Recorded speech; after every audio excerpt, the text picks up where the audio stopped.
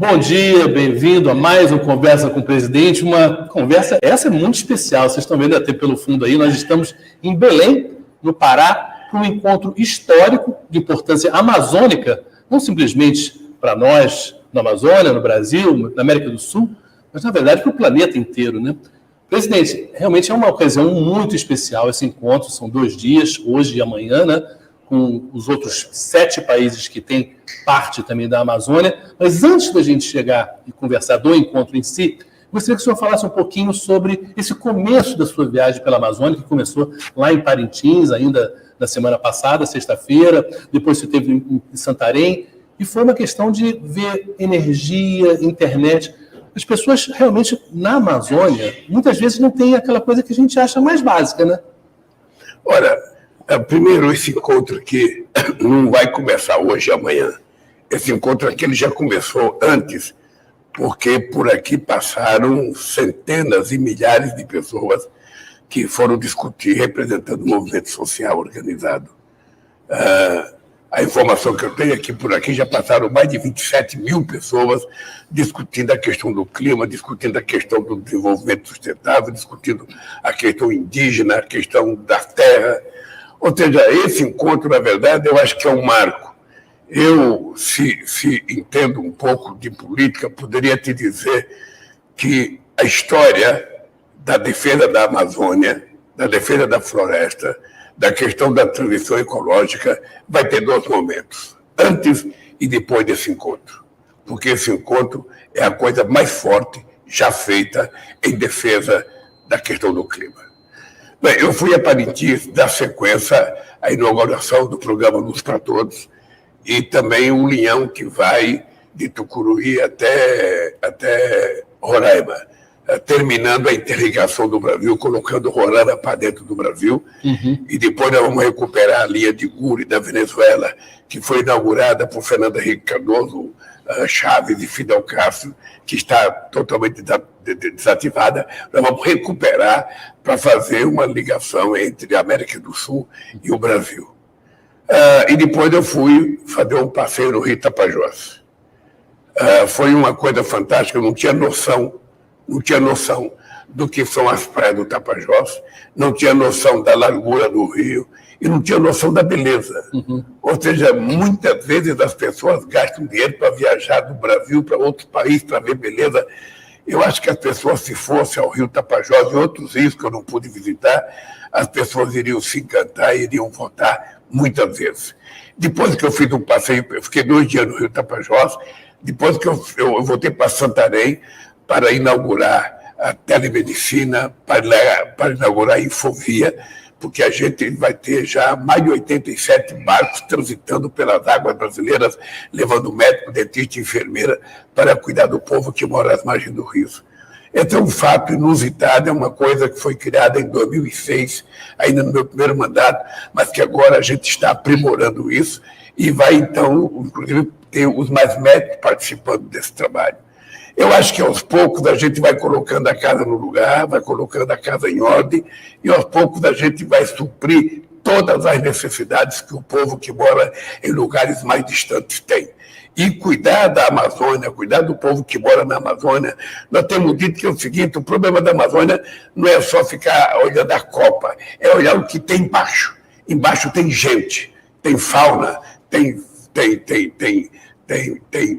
todo tipo de flores que você possa imaginar, tem muita água, mas tem na Amazônia toda quase 50 milhões de pessoas morando que precisam de ter acesso ao mínimo necessário para sobreviver.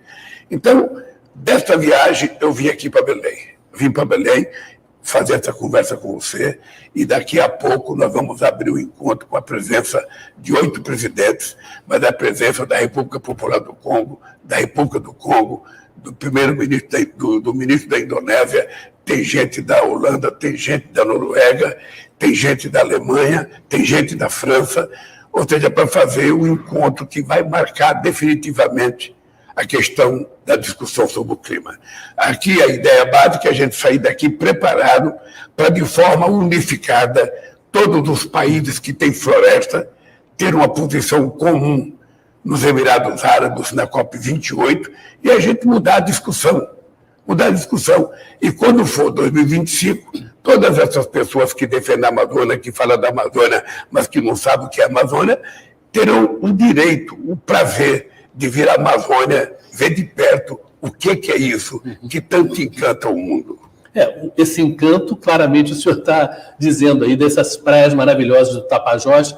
Agora, para quem é pobre, muitas vezes a natureza fica distante, né? Muitas vezes a pessoa não tem acesso a um lugar bonito, a um lugar que dê para a gente, como ser humano, né, e ao mesmo tempo inserido na natureza, aquele prazer da sombra da árvore, da flor, da água, do rio, enfim. Foi muito diferente para o senhor. Quando o senhor era pequeno, o que era natureza? O que a natureza entrou na sua vida? Não era nada. Não era nada. O maior divertimento que eu tinha quando eu tinha 7 anos era catar tanajura. Sabe, quando chovia, a gente ia ficar pegando tanajura para comer tanajura. Você não sabe o que é tanajura, sabe? Sim, aquela formiga. A gente pegava, fritava e comia. Aquilo era uma coisa extraordinária. Mas a gente não tem noção. A verdade é que as pessoas que moram, sabe, na Amazônia, tem muita gente pobre, muita gente que vive de pesca, muita gente que vive de caça, muita gente que vive, sabe, de trabalho manual, trabalho artesanal. Tem muita gente que vive trabalhando, colhendo castanha, colhendo, sabe, coco, fazendo qualquer coisa. Agora, são pessoas pobres, mas são pessoas que vivem num mundo muito melhor do que o mundo que a gente vive num grande centro urbano, apinhado de gente de carro. O dado concreto é que é preciso levar a essas pessoas as oportunidades de estudar, de ter acesso à educação, essas pessoas ter acesso ao lazer, essas pessoas ter acesso a uma boa qualidade de saúde.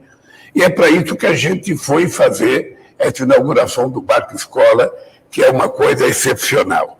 Eu, particularmente, estou convencido de que é preciso o Brasil conhecer essas coisas para que a gente possa se contrapor à destruição. Ou seja, não é possível alguém imaginar que é possível fazer garimpo perto do rio Tapajós, de que é possível poluir aquela água, de que é possível jogar mercúrio. Não é possível. As pessoas têm que saber que é proibido fazer isso e que não pode fazer isso. As pessoas têm que saber disso. Então, nós vamos trabalhar com muita força. Eu vou ter de lá com muito mais vontade de falar o seguinte: olha, a árvore em pé, os rios limpos, é uma necessidade da população, sabe, que mora nessa região e da população que mora a milhares de quilômetros de distância. Porque nós temos o direito de cuidar, preservar, compartilhar com os outros e não podemos permitir que haja destruição. Por isso é que nós vamos ter mais Polícia Federal, vamos ter mais Forças Armadas cuidando das nossas fronteiras, combatendo o narcotráfico, combatendo o garimpo ilegal, combatendo os madeireiros ilegais. Ou seja, quem quiser trabalhar com madeira, faça uma plantação de madeira, compre uns alqueires de terra degradada e planta o que quiser, e corte e faz o que quiser. O que não dá é para você permitir que as pessoas destruam aquilo que não é deles. O cidadão invade uma floresta e vai cortando as coisas sem pedir licença, vai garimpando sem pedir licença, vai pegando minério sem pedir licença. Não é possível. Isso tem que acabar e ninguém venha dizer que é radicalismo, não. Isso é defesa da floresta, defesa da Amazônia, defesa do planeta e defesa do nosso direito de respirar ar puro e beber água limpa.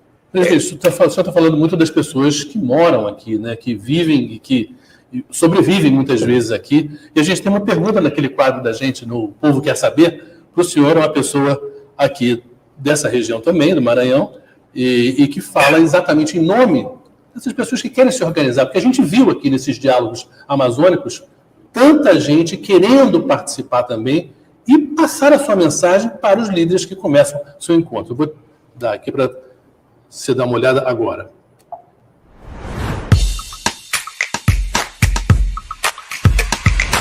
Olá, sou Gracinha Donato, da Via Campesina Brasil, sou do Maranhão. Bom dia, presidente Lula. É um prazer estar aqui conversando com o senhor. Eu gostaria de saber quais são as preocupações e quais são os organismos de participação popular do seu governo para os povos da Amazônia, para os povos da floresta, para os povos organizados. Prazer estar aqui, senhor. Eu gostaria... Olá, sou Gracinha Donato, da Via Campesina Brasil, sou do Maranhão. Bom dia, presidente Lula. É um prazer estar aqui conversando com o senhor. Eu gostaria de saber quais são as preocupações e quais são os organismos de participação popular do seu governo para os povos da Amazônia, para os povos da floresta, para os povos organizados. Agora. Olha, Gracinha, o que não falta, na verdade, é lugar para a participação do movimento popular. Primeiro porque nós temos o Ministério do Meio Ambiente que cuida de tudo aquilo que se fala do clima, tudo aquilo que se fala de floresta, tudo aquilo que se fala, sabe, de água. Depois nós temos o Ministério da Igualdade Racial, depois nós temos o Ministério do Direito Humano, depois nós temos o Ministério da Mulher, e depois nós temos o ministro-chefe da Secretaria-Geral, que cuida de todas as entidades populares que participam do fórum dentro do governo. São mais de 70 entidades que participam, organizaram parte da participação aqui nesse encontro amazônico, e nós vamos fazer ainda esse ano e o ano que vem todas as conferências necessárias de participação popular.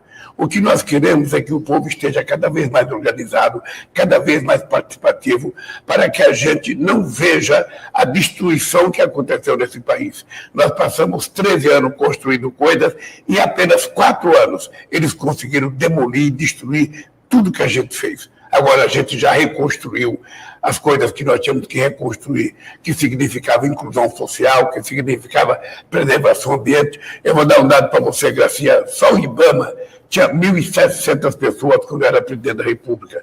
Quando nós voltamos, ele só tinha 700 pessoas. Com 70 pessoas não tem capacidade de fiscalização, não tem capacidade de acompanhamento do projeto.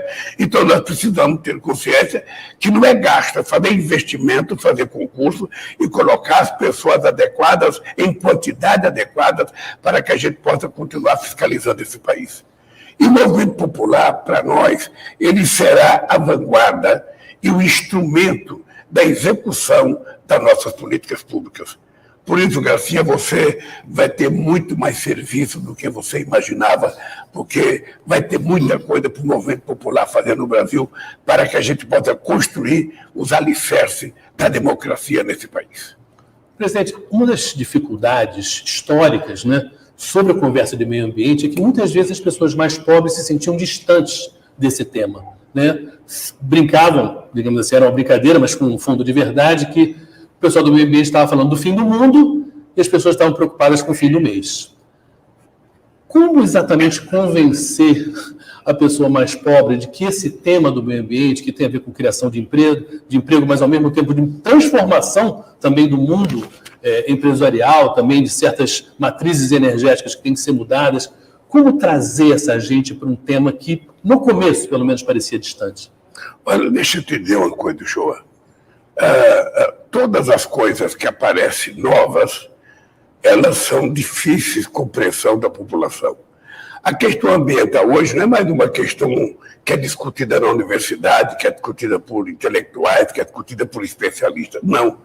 A questão ambiental hoje, ela está dentro da casa das pessoas. Você tem muita gente hoje discutindo. Eu, inclusive, estou defendendo que o ministro da Educação coloque no currículo escolar a questão do debate sobre o clima. Nós temos que ter aulas para as crianças sobre a questão do clima, o significado das pessoas cuidarem das coisas, de fazer coleta seletiva de lixo. Se você não colocar na escola, você não cria uma geração de pessoas preparadas para educar os mais velhos e para educar as futuras gerações. Nós vamos colocar no currículo escolar. Essa é uma discussão que eu vou fazer com o ministro Camilo, para ele fazer junto ao pessoal da educação, porque eu acho fundamental. E a questão do clima hoje não é mais uma coisa trivial, não é mais uma coisa de gente que é lunático. Não, a questão do clima hoje é uma coisa muito séria. Nós estamos vendo chover demais onde nunca choveu, sabe? Chover pouco onde chovia muito. Nós estamos vendo aumentando as queimadas em todo lugar. E nós vamos ter que trabalhar com muito mais força, com muito mais carinho, com muito mais esforço, para que a sociedade aprenda a se cuidar. Nós não temos o direito de continuarmos a ser o único animal do planeta Terra a destruir o seu lugar. Porque a questão é muito séria. Nós temos ilhas que podem desaparecer, Nós estamos vendo aqui no Brasil mesmo, a gente vê o mar avançar nas praias de Boa Viagem, Recife e Olinda. Essas chuvas horrorosas, né? Chuva, furacão, que a gente não tinha experiência aqui no Brasil. Então nós temos que cuidar. E nesse aspecto é que entra a Amazônia. Se a Amazônia é importante para a questão da água, se a Amazônia é importante para a questão do ar, se a Amazônia é importante para a questão de descarbonização do planeta Terra, nós temos que utilizar a Amazônia para isso. Embora o Brasil seja soberano, o Brasil precisa compartilhar do ponto de vista da ciência com o mundo, que quer estudar, que quer investir para que a gente possa cuidar da Amazônia, gerando emprego, gerando oportunidade. Eu não trabalho com a ideia de ver a Amazônia ser um santuário da humanidade. Eu quero que a Amazônia seja um lugar em que o mundo tire proveito para poder experimentar a riqueza da nossa biodiversidade, para a gente saber o que a gente pode fazer a partir dessa riqueza da biodiversidade. Então, não tem outro jeito senão compartilhar com o mundo. Cientistas do mundo inteiro serão convidados a participar, mas nós precisamos primeiro valorizar os cientistas brasileiros, os institutos que já cuidam disso aqui no Brasil, que muitas vezes não tem nem dinheiro para fazer as pesquisas corretas. Então, a partir desse encontro, as coisas vão mudar. São 13 ministros que passaram aqui esses dias, né? Até a Luciana Santos anunciou também mais de 3 bilhões, né, para essa parte da ciência, que é super importante em relação à Amazônia. Agora, se a gente lembrar bem, 50 anos atrás, o mundo tinha essa crise do petróleo e criou a OPEP, né, que era a organização que juntava todos os principais produtores de petróleo. De certa maneira, esse encontro pode também ser um divisor de águas no sentido de criar a OPEP das florestas, no sentido de a gente transformar isso num ativo financeiro, porque, obviamente, para ajudar o desenvolvimento da região, precisa os ricos pagarem também, né? Olha, eu acho que pode. Veja, é a primeira vez que reúne-se os 8 presidentes dos países amazônicos. Já houve outras reuniões, mas essa é a primeira vez que os 8 estão participando. Mais 2 países africanos e mais um país asiático, que é a Indonésia. E a gente pode juntar mais gente para fazer essa discussão. Na medida em que o mundo desenvolvido, que já destruiu a sua floresta, que já destruiu aquilo que eles tinham, sabe, no passado, valoriza a floresta, nós precisamos, então, cobrar deles recursos para que haja investimento e cobrar a participação científica deles, porque nós não sabemos o que a gente pode utilizar na indústria de fármaco aqui na floresta amazônica. A gente não tem noção do que a gente pode utilizar na indústria de comércio, de cosmético, ou seja, falar da palavra desenvolvimento, você tem que colocar a palavra sustentável junto, porque você não pode ter nenhum modelo de desenvolvimento que signifique destruir uma árvore. Você tem que mostrar à humanidade que preservar a árvore, preservar a floresta, preservar a água é uma necessidade de sobrevivência humana, não é radicalismo, não é imbecilidade, não é uma coisa menor de alguém, sabe, que está inventando essa história, é a pura realidade. Não é ser radical, é ser racional, né? O mundo está mudando. O mundo está mudando. Nós estamos vendo a temperatura sendo a mais quente da história da humanidade, ou seja, então nós precisamos cuidar disso. E nós temos chance. O Brasil pode ter liderança. O Brasil tem gente muito competente. O Brasil é um país que já fez isso. No outro mandato, nós chegamos a preservar, a diminuir o desmatamento em 83%. A gente reduziu a emissão de gás efeito estufa em 36,6%. A gente pode fazer muito mais. Ontem, por exemplo, eu fui na inauguração da Infovia, eu vi um número lá. A ligação da Infovia, sabe, de Santarém a Belém, a Manaus, pelo Rio, ela está evitando que a gente faça as torres. E se a gente fosse fazer por torres, levando fio, a gente teria que derrubar 58 milhões de árvores. Então você veja o que você ganha na preservação ambiental. Essas coisas que o Brasil faz, que dá ao Brasil muita credibilidade a nível internacional. Então, o que nós precisamos é fazer com que a nossa ministra do Meio Ambiente, a companheira Marina, sabe, visite mais o mundo, fale mais do Brasil, traga mais gente aqui para conhecer o Brasil, para visitar o Brasil, para ver as coisas de perto, sabe? Para a gente poder mostrar que nós não estamos brincando nisso. Quando eu acertei com o Fábio Dino que a gente ia colocar a Polícia Federal para tomar conta disso, é porque nós vamos colocar mais policiais, fazer mais concursos, senão você não combate o crime organizado. Você não combate o narcotráfico. Essa gente estão por aí matando índio, matando ribeirinho, matando seringueiro, matando as pessoas que trabalham com extrativismo.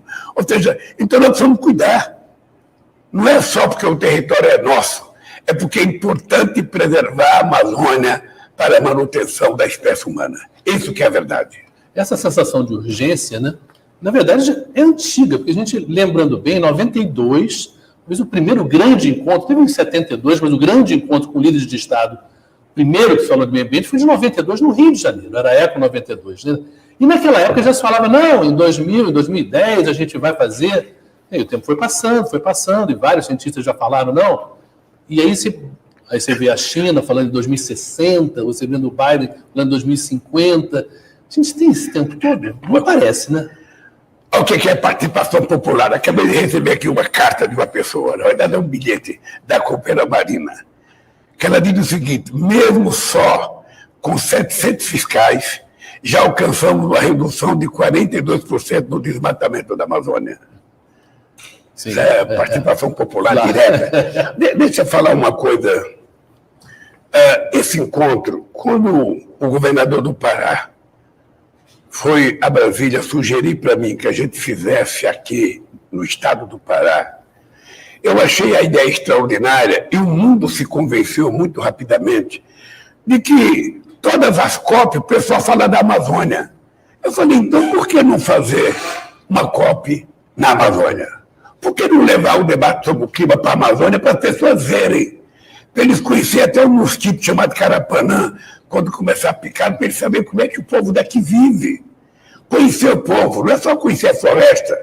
Essas pessoas precisam conhecer a grandiosidade do Rio Amazonas, do Rio Tapajós e de outros rios que tem, porque eu fiquei assustado quando me disseram que o Rio Tapajós tem um lugar que tem até 36 quilômetros de largura. Isso é um rio maior que qualquer mar aí em outro lugar do mundo. Então, eu acho que o que nós queremos fazer é o seguinte: os países ricos, eles acham que tudo se resolve prometendo dinheiro. E não é só dinheiro. O que nós queremos é participação, sabe, científica. O que nós queremos é contribuição. O que nós queremos é poder ter os recursos necessários para salvar uma espécie que está morando ali na Amazônia, que são ribeirinhos, que são pescadores, que são extrativistas, que são indígenas, que são quilombolas. Essa gente nós precisamos salvar e dar a eles sentido de vida, sabe, de qualidade.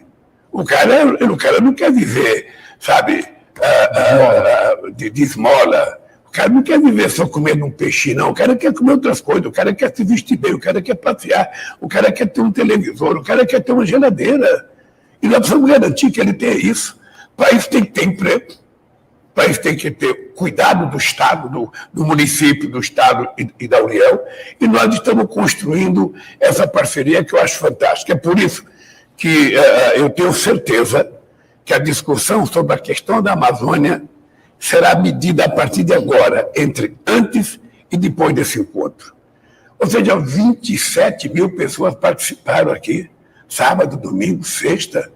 Ou seja, a vontade de participação popular é uma coisa extraordinária que pouca gente já tinha visto isso. Então, o que a sociedade está nos dizendo? Me chame que eu quero participar. E eu acho que vai ser a COP mais importante da história de todas as COP, ou seja, de todas as discussões do clima, eu tenho certeza que essa será a mais importante, a mais motivadora e aquela que vai ficar marcada para sempre na cabeça das pessoas. Eu fui agora da COP no Egito. Olha, muito bonita, maravilhosa, a pessoa trata a gente bem, mas você não tem o contato que você vai ter direto. O cara vê o Rio Amazonas na frente dele, o cara vê o Rio Tapajós na frente dele, o cara vê como é que vive o povo, porque Belém é uma cidade que tem necessidade de muito saneamento básico. Uhum. E nós, do governo federal, queremos contribuir para que a gente dê ao povo que mora em Belém o mínimo de direito de cidadania. Morando num lugar, sabe, que não enche d'água, que é difícil aqui, porque as casas, às vezes, são até mais baixas do que o rio. Mas eu quero que o mundo veja. A gente não vai esconder as casas, a gente não vai demolir as casas para o mundo ver, não. Nós queremos que o mundo veja como é que a gente vive, como é que é a Amazônia, como é que vive o povo. E daqui, eu espero que a gente tenha condições de colocar condições básicas à disposição para quem quiser passear, para quem quiser visitar, visitar. O que nós queremos é que daqui saia uma grande decisão, e é por isso, Shoa, que o Brasil tem exigido uma nova governança mundial. Por que uma nova governança mundial? Porque se você tirar uma decisão aqui em Belém sobre a questão do clima e não houver uma decisão de cumprimento, volta para o Estado Nacional e os congressos nem sempre aprovam. E aí as coisas não funcionam. Então nós precisamos ter uma governança global. A ONU precisa ser remodelada, a ONU não pode continuar com a mesma estrutura que ela foi criada em 1945. É preciso que a gente tenha mais países, país africano, país da América Latina, país asiático. É preciso que países como a Índia estejam dentro da ONU, que a Alemanha esteja dentro da ONU, que o Japão esteja dentro da ONU. Por que não? É preciso mais gente no Conselho de Segurança como membro permanente e é preciso acabar com o direito de veto. Não sei se você percebe que as últimas 3 guerras que você viu foram feitas por gente que é membro do Conselho de Segurança, mesmo permanente. Estados Unidos com o Iraque, Inglaterra e França com a Líbia, e agora o Putin na Ucrânia. Olha, essa gente são membros do Conselho de Segurança, membros permanentes, e fazem guerra sem discutir, qual é o respeito que eles vão ter dos outros? Então, o que nós queremos é que, pelo menos na questão climática, haja uma governança que, quando a gente decidir, seja lei, para os países cumprirem. Agora, essa governança, em 2008 a gente teve aquela crise, em dias os governos arrumaram trilhões para salvar os bancos. Na Covid, a gente também viu, né, durante a Covid, uma mobilização de governos para resolver um problema super importante para o mundo. O meio ambiente é salvar o planeta. Não existe maior problema do que salvar o planeta. Agora, essa urgência a gente não tem visto. Não tem visto. O senhor tem realmente cobrado, mas... Você sabe quanto foi gasto nas guerras nos últimos tempos? 2,220 bilhões de reais. Só para comprar arma, né? Só para comprar arma. Enquanto isso, nós temos, segundo a FAO, 735 milhões de pessoas passando fome. Enquanto isso, nós temos milhões de desempregados. Esse dinheiro poderia estar circulando na mão do povo mais humilde, gerando pequenos consumidores que iriam gerar mais emprego, surgimento de mais fábricas, mais produção, mais salário, mais desenvolvimento, e tudo isso cuidando do meio ambiente. Por que esse dinheiro não é aplicado? O dinheiro existe. O dinheiro existe. O Biden, quando aconteceu a crise do Covid, os Estados Unidos arrumou 5 trilhões. O Banco Central da União Europeia arrumou 700 bilhões de euros, sabe, de um dia para o outro. Então, o dinheiro existe, o que precisa é que esse dinheiro seja colocado a serviço de melhorar a vida da humanidade, de cuidar do clima, de preservação ambiental e não de destruição. Qual é a ajuda que uma guerra pode dar para a questão do clima? Nenhuma. Nenhuma. Ou seja, então, nós precisamos convencer os líderes disso. É por isso que cada conversa que eu estou tendo com cada líder, eu estou pedindo para eles comparecerem, sabe, nos Emirados Árabes. Vai ser no final do ano, é bom que apareça o Biden, é bom que apareça a Alemanha, a França, a Inglaterra, é bom que apareça, sabe, a China, todo mundo. Para que quando tirar o documento, todo mundo seja responsável por aquele documento. Porque senão você vai representante da China, representante não sei de quem, representante. E aí toma uma decisão que ninguém cumpre. Então é preciso mais seriedade. Eu lembro que na COP15 em Copenhague, se dizia muito que a Europa iria em 2020 ter 10% de etanol na gasolina. Mais de 90 empresários vieram visitar o Brasil na perspectiva de produzir etanol para exportar para a Europa. Não aconteceu nada. Eu lembro que o Japão queria 3% de etanol na gasolina. Não aconteceu nada. Ora, essa gente precisa ter em conta sabe, que a responsabilidade de cuidar do planeta não é só do Brasil, que tem a Amazônia, que tem o Cerrado, que tem o Pantanal, que tem a Caatinga, não, que tem a Floresta Atlântica. A responsabilidade é de todos. Se eles já destruíram para se industrializar, eles agora têm uma dívida do passado que é preciso repor para ajudar os países que ainda podem fazer manutenção da floresta. Aqui no Brasil, eu digo todo o discurso meu, nós temos quase 40 milhões de hectares de terra degradada. Não precisa derrubar uma árvore para aumentar a produção de soja, de milho, para criar gado. Não precisa. É só recuperar essa terra degradada. Ah, mas o cidadão é madeireiro, ele fabrica móveis, ele exporta para a Itália, ele exporta para a Espanha. Tudo bem. Esse cidadão que é madeireiro, que gosta de exportar madeira, ele faz uma fazenda, planta o que ele quiser. Se ele quiser plantar mogno, se ele quiser plantar jacarandá, se ele quiser plantar seringueira, ele planta o que ele quiser. E quando tiver no ponto, ele pode cortar o tanto que ele quiser. O que não pode é mexer naquilo que não é dele. Você tem uma árvore de 300 anos que a natureza nos deu. O cidadão chega lá, pega uma motosserra ou pega uma marca dessa, derruba a árvore daquela para ele. Para ele ganhar dinheiro às custas de uma coisa que não é dele. E vai jogando fora e destruindo o patrimônio ambiental da humanidade. Então, meu caro, isso vai mudar, precisa mudar. Não é precisa mudar porque o governo Lula quer, porque a Marina quer, não. Vai mudar porque o mundo exige que mude, porque a espécie humana precisa sobreviver. É isso que vai acontecer. A gente está vendo todo dia surgir uma praga nova, surgir uma doença nova. Sabe, nós precisamos tomar cuidado que isso é pela mudança do clima. É pela mudança, então nós temos que cuidar enquanto é tempo. Eu acho que a minha obrigação é dizer para todo mundo, o Brasil fará a sua parte. O Brasil cumprirá aquilo que nós prometemos durante a campanha. Até 2030 nós teremos desmatamento zero nesse país.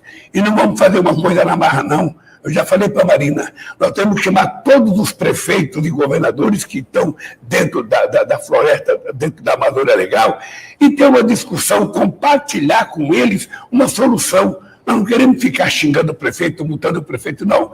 Nós queremos dizer, olha, se você cuidar direito, se houver menos desmatamento, se houver menos queimada, a sua prefeitura vai ter um prêmio por isso. Um prêmio vai ser, sabe, quem sabe, mais benefício para o povo da sua cidade, um pouquinho mais de recurso. Quem sabe assim a gente consiga ter todos os prefeitos como aliados para a gente evitar que os chamados bandidos façam as queimadas e que façam, sabe, as queimadas e as derrubadas que eles fazem todo santo ano. Então, isso é possível acabar.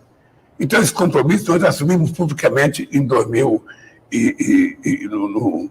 na COP do Egito, e eu acho que nós temos que repetir esse discurso sempre. Nós agora estamos lançando o PAC, é um programa de desenvolvimento, e dentro desse programa de desenvolvimento tem a questão da transição energética, transição ecológica, transição climática, transição de tudo que você pode imaginar. E nós queremos apresentar para o mundo. Nós queremos apresentar para o mundo, olha, o Brasil vai ser assim. O Brasil quer ser assim. E o Brasil está convidando vocês para serem parceiros. Querem participar? Querem fazer investimento? Sejam bem-vindos. É assim que o Brasil vai dar a volta por cima. Obrigado, presidente Lula. Gente, a entrevista está ótima, mas tem que trabalhar. Daqui a pouquinho vai começar o encontro com os presidentes da América do Sul, dos países que vieram também participar dessa cúpula da Amazônia. E, claro, da prefeitura até o planeta, a importância é enorme. Esse programa você pode ver ao vivo, mas pode ver também nas redes sociais, no Spotify agora também. Quer dizer, tem todas as opções de você poder ouvir as propostas do presidente Lula. Presidente, muito obrigado. Aliás, um recadinho, programa na semana que vem, na segunda-feira, porque na terça-feira tem a posse do presidente do Paraguai e a agenda lá é muito lotada. Enfim, então a gente vai fazer na segunda-feira o programa. Show, apenas um dado para terminar esse programa.